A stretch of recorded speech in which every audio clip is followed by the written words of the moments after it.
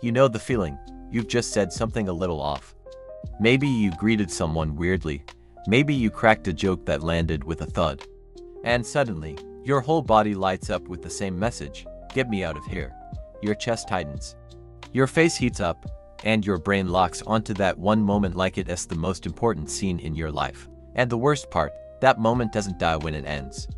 It returns vividly at 3 a.m. when you should be sleeping. Suddenly, you're wide awake, replaying that awkward encounter on a loop, inventing better comebacks, smoother gestures, perfect timing. All too late. Yeah, we've all been there. But here's what most people don't realize. Awkwardness is not a personality trait. It's not a permanent condition. It's a signal, a message from your brain trying to protect you. And once you understand where it comes from, you can learn to control it and even use it to your advantage. Let's start there. Here's a fascinating fact. Neuroscience studies show that social pain like embarrassment, shame, or rejection activates the same parts of the brain as physical pain. So when you say something weird in front of your crush, your brain reacts almost the same way it would if you slammed your finger in a door. That's why it hurts so much. But here's what is even more important. People who feel awkward more often aren't broken. In many cases, they're just more attuned to social cues, more self-aware, and more sensitive to nuance. That's not a flaw, it's a feature. The problem isn't the sensitivity, it's the interpretation. Most of us assume awkwardness means we failed, but in reality, it often means we're just out of sync with the context. And context is everything.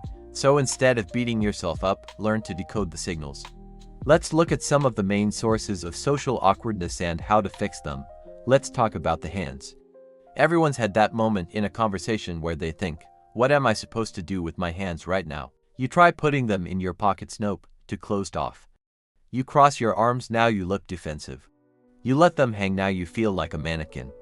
The truth is, your body speaks even louder than your words. And when your words and body language don't match, people feel it.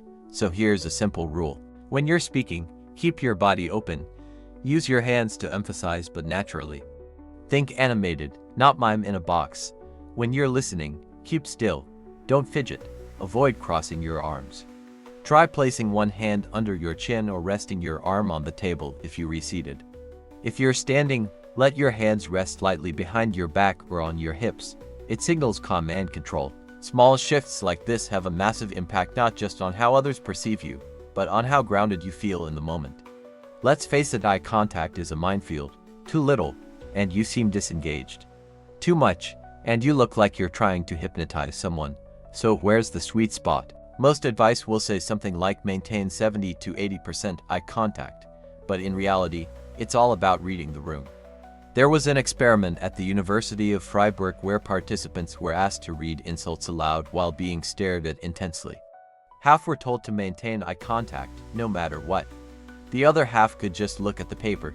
Guess what? The group forced to maintain eye contact felt way more uncomfortable. Why? Because in an already tense situation, locking eyes made everything worse. The takeaway: don't force eye contact when the vibe is already awkward. But don't avoid it completely in normal conversation either. Let it flow naturally. Make eye contact when you're speaking and when someone says something important. Break it occasionally to look away or nod. It shows you're processing, not disengaging. You might not think about it consciously, but everyone has an invisible boundary around their body, a personal bubble. And when someone crosses into it uninvited, it triggers an alarm in the brain. This response isn't just emotional, it's neurological. Our brains literally light up when someone invades our personal space. And guess what? The size of that bubble changes depending on culture, familiarity, and even geography. In some countries, people stand inches apart during conversation. In others, like Germany or France, standing too close can instantly make things weird. So when in doubt, respect the space in front of someone more than the sides. If you're unsure, take a half step back. You lines instantly make the other person more comfortable and reduce the chance of awkwardness before it even starts. Let's pull all this together. What actually makes a moment feel awkward? It's not the event itself. It's the mismatch between what people expect and what actually happens. That's it. Awkwardness is just social dissonance. You say I love you too early. You laugh when no one else does. You say you to when the waiter tells you to enjoy your meal. These aren't failures, they're mismatches.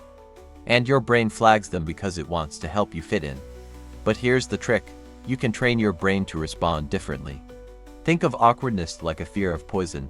Right now, every drop makes your system panic. But if you expose yourself slowly, intentionally to situations that make you uncomfortable, you build tolerance, you become immune. So the key is practice, real-world practice. Don't watch cringe compilations, that's passive. Instead, do the small things that make you feel awkward. Talk to a stranger, ask a dumb question, admit you forgot someone's name.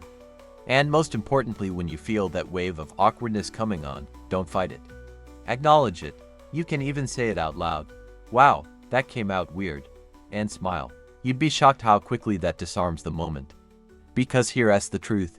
Everyone else is too busy overthinking their own awkward moments to dwell on yours. Being good socially isn't about being perfect. It's about being adaptable. The people you think of as social naturals aren't flawless. They just don't freeze when things get weird. They flow. They recover quickly. They own the awkwardness instead of running from it. So if you want to be less awkward, start there. Don't aim to eliminate weird moments. Aim to recover from them gracefully. That's what people remember. At the core of awkwardness is fear. Fear of judgment. Fear of exclusion. Fear of not being enough.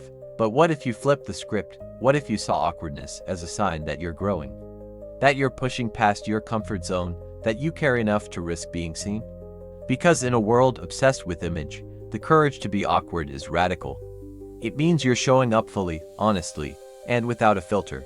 And that's what makes you magnetic. Awkwardness isn't something to avoid, it's something to understand. It's a glitch in the social matrix. A hiccup in the script, but that's all it is, a moment. It doesn't define you. So next time your brain starts spiraling, remember this. Everyone's just as weird as you are.